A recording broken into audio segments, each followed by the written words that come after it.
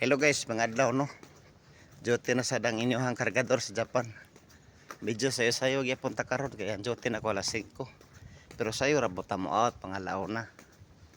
So kita ka sa palibot ako ra usa galakaw-lakaw diri.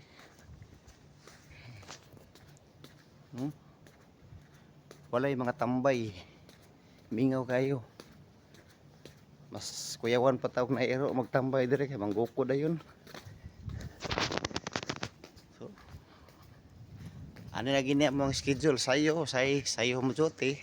Say dugay mo abot. Ana gid kita ka depende man mi sa eroplano kana sa amang kuan ba kana sa mo abot o kana sa pud mo larga. So sa among trabaho bisag kapoy ang schedule is way klaro ba. So need jud ka mo adapt kay siyempre trabaho man na mo responsibilidad na nato. Para sa problema kay naam sa pulis dito. In case ug binuangan ka dagan ni siguro da. Si sayo lang og jote karon kay alas 4 Gs paon mo kog bus padulong sa kuan ba padulong sa airport. So di ta dapat magpalit-lit kay biyaan mo gud nila kay daghan pa sila kuwaon ba di lang kay ako.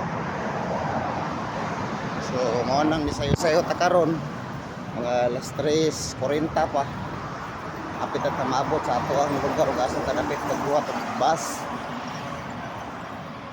Naara sila murag 1 minute try lang huwat sa tao ba ug dili kay mabot sibat din na sila kay daghan man sila huwaton.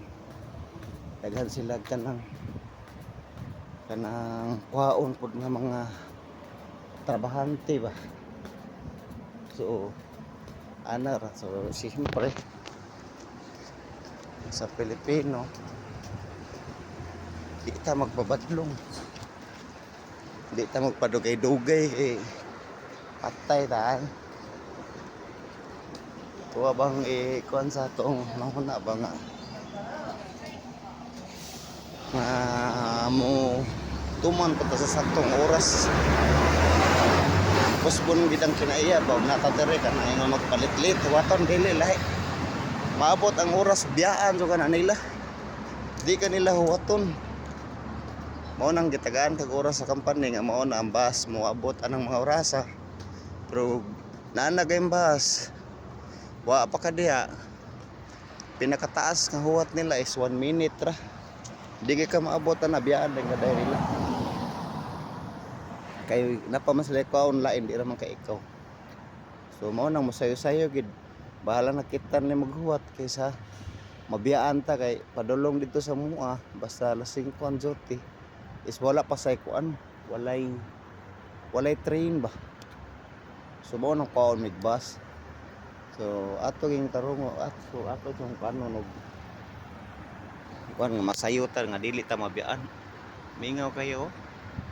Try na ato.